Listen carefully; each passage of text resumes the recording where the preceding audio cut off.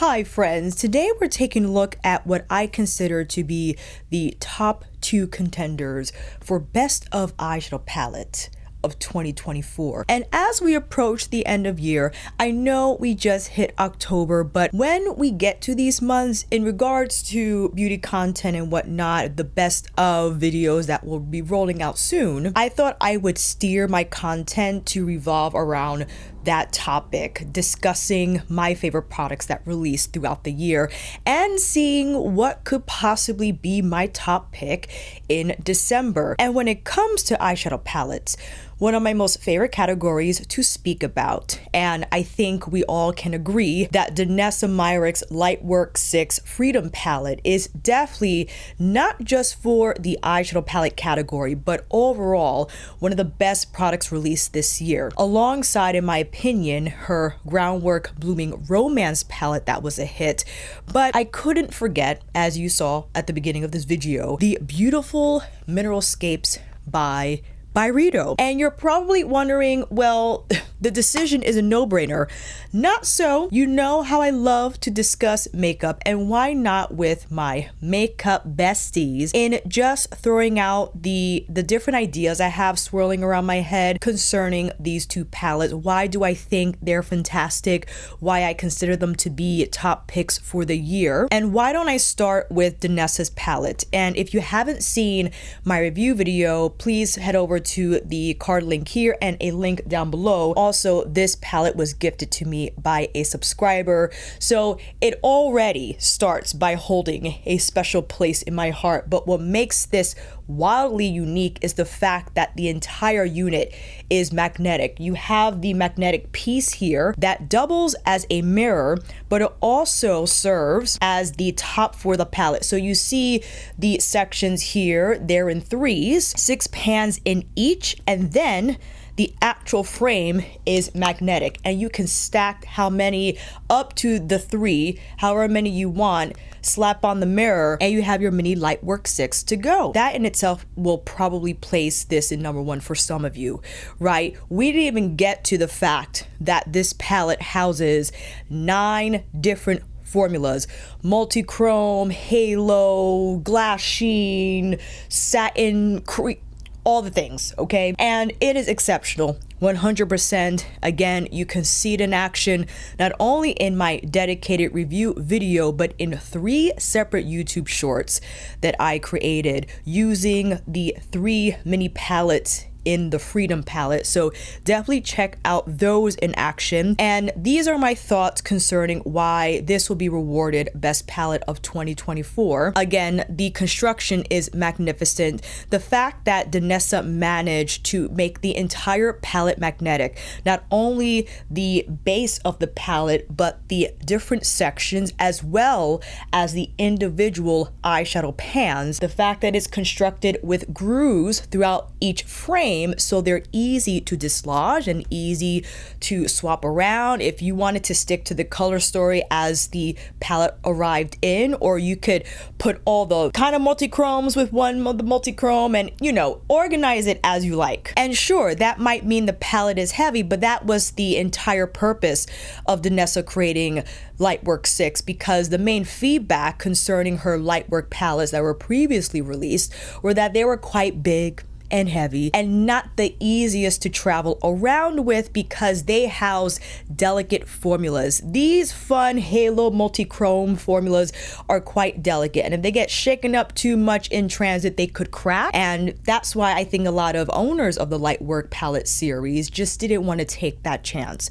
So that's why I think Danessa poured as much of her effort as possible in creating not only a palette but a system, I believe, that will lead to several more that replicate this design, right? Which I hope she does.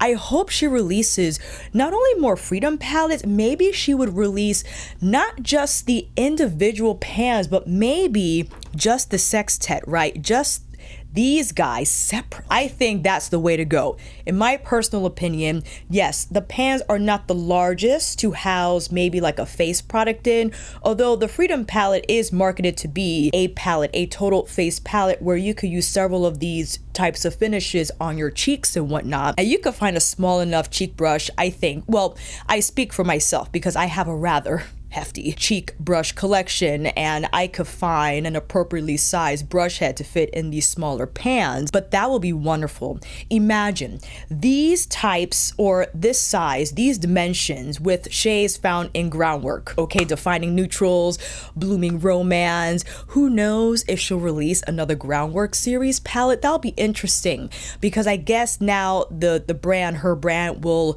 own those different formats. You have the Freedom palette format, and now you have the Groundwork palette format. I do hope she releases again either more individual pans or just the actual mini palette so we can swap and do as we like, right? And maybe when she does, if she decides to release something like this, that she will also sell the magnetic part so that we can actually cover whatever leftover sextets we have that can't fit in the wide base palette, that we can actually have, or those palettes will have protection. I'm just thinking out loud.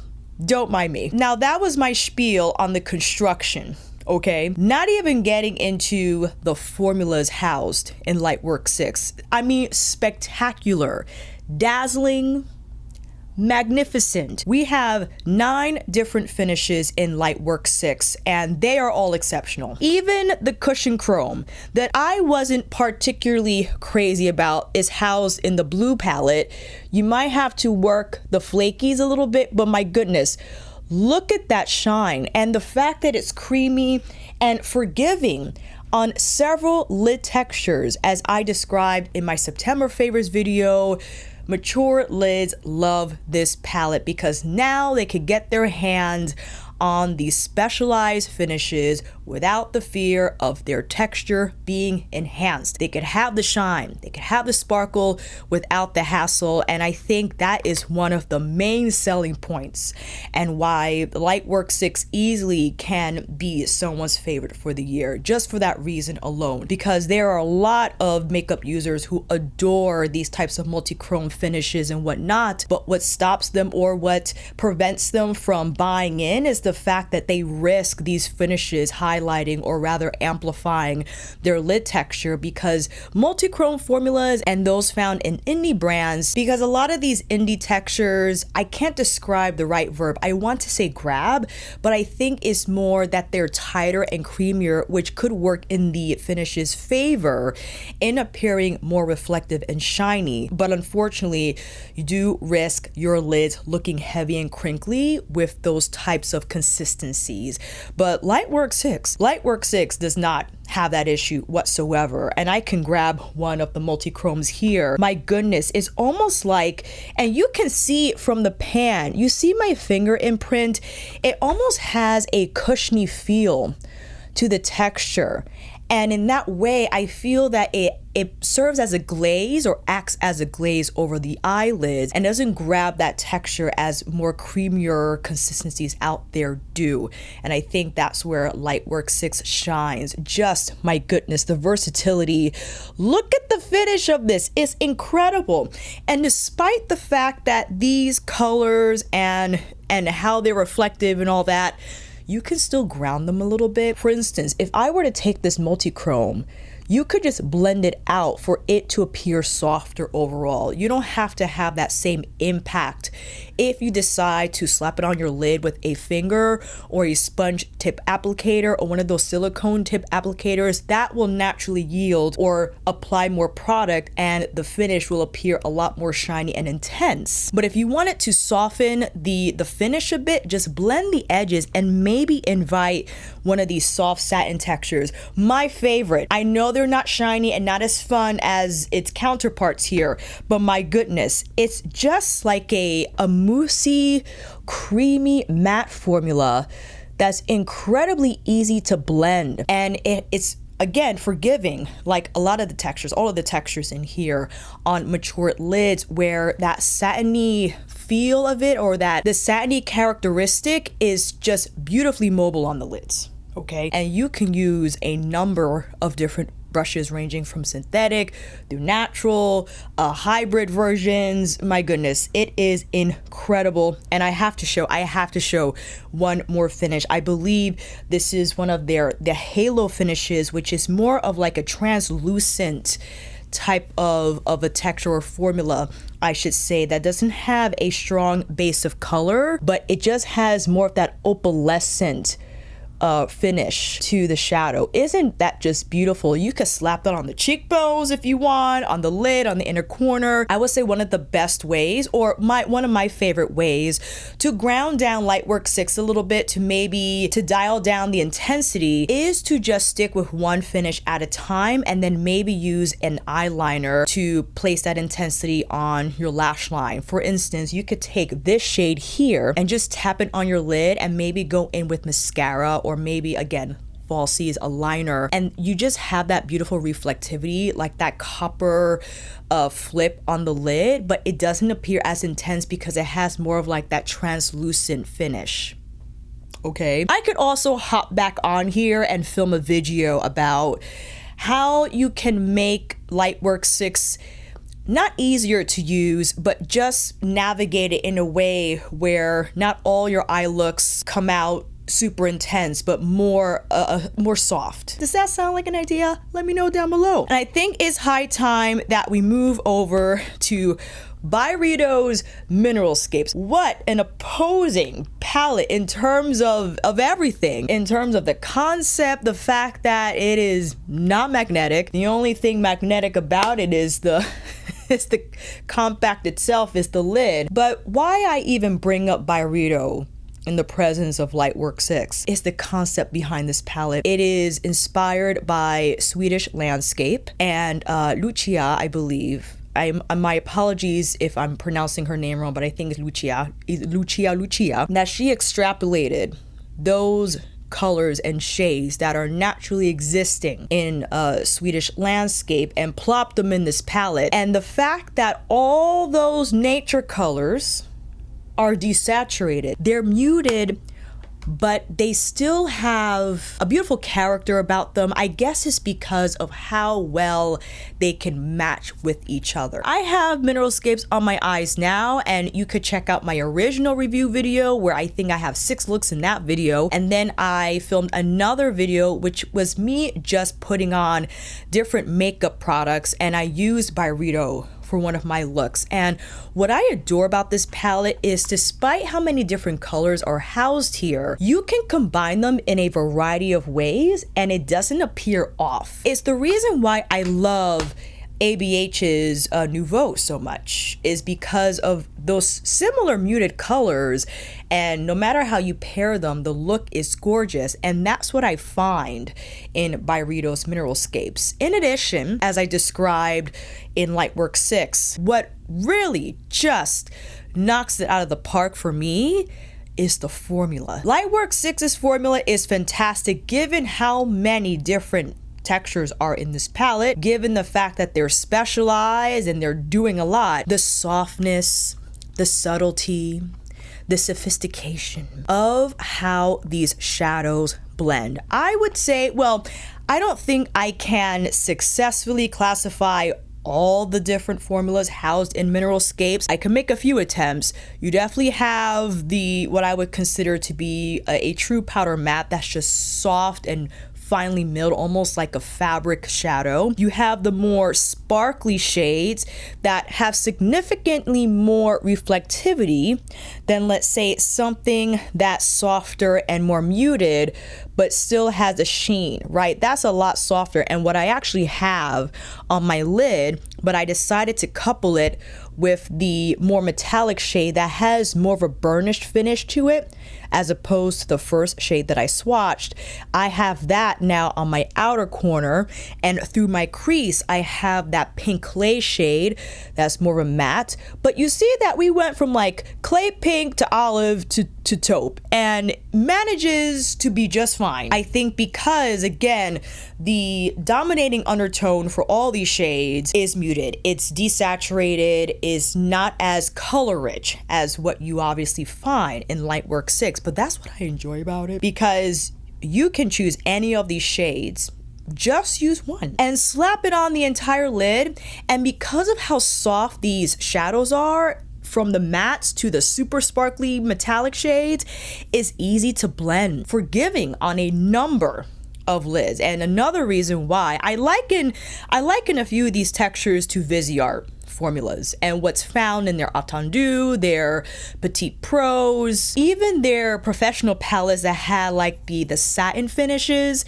in the 12 panners, just exceptional. I could pick another one here. This is the more like violet, cool violet shade, and just look at that. Look how beautifully smooth that is. But the finish is just perfect. It has enough sheen so that it leaves some gleam on the lid, right? But you don't necessarily have to pair it with another matte. You could just use, or rather keep this texture on the lid and then use a brush to buff the edges, and it will appear diffused. It wouldn't appear tight whatsoever. And my goodness, when I blended out that olive, this one here, I just use, let me grab the brush. I use Bobo and Chico Hodo's Nebula Dirty Fingers eyeshadow brush from their collab, and I was just like this. I didn't swirl, I didn't twirl, I didn't use any swirl and twirl tactics, okay? I didn't use a dedicated blending brush. This is a stiffer shader, okay? But because of the shadow's softness and blendability, I was able to whisk the edges so they appear diffused and soft. And that's the beauty of Mineralscapes. And again, it's like a dichotomy here. You have in your face multi-chrome tralala, and now you have this. It's like, how can you possibly pair those with each other? But I have to, fam, because they're both exceptional in their own way, and I wanted to discuss these at the same time and present the differences, what I find, or rather my favorite characteristics about each, and kind of just bring them together in helping myself decide which one I would award Best Eyeshadow Palette of 2024. It's going to be quite difficult, okay? And again, for the reasons I expressed in this video, they're both winners in my eyes. But I know we like to be cutthroat when it comes to Best of Product awards and such, so I most certainly will choose one once December arrives. I was waiting for Izamea's Industrial 3.0. I don't know if we're going to get one. Maybe it's possible we can get one, but that's just unfair. It's unfair because we're already near the end of year. If Izamea's palette, if it does release, this is just speculation, I know nothing. If it happens to release this month or November, which that will be silly, it will have to be out of this world to grab the top spot from these two. Okay, we know we're not going to see anything from Mother Pat. Luminous Legends release, I think that'll be her final collection release for the year. That's definitely not, I mean, I didn't even buy that palette, so it's not even in contention. Natasha might drop something end of October. That's what she did last year with Xenon. Xenon dropped last October. And again, as I expressed with Izamea, the Natasha Denona potential palette has to be out of this world. I can still talk about it. I most certainly will, because I love to review Natasha Denona palettes. We'll see if it's eligible to even be in the running. So those are my thoughts, family. You most certainly can let me know. If you have both Lightwork 6 and Mineralscapes, which one would you award Best Palette of 2024? I would love to know your reasons as well. I'm sure they're different from my own, and that's why I love to film these types of videos, just to read and engage in different beauty ideas and dialogue. Don't we love it? That is it, family. If you made it this far, please consider liking this video if you enjoyed it. Maybe consider subscribing, and stay tuned. I would love to film more of these types of videos discussing my favorite releases from this year and how they measure up to whatever criteria I wish to present, the different contenders for several best of categories that are coming up this year. Let me know what your contenders are, and I will see you here again soon.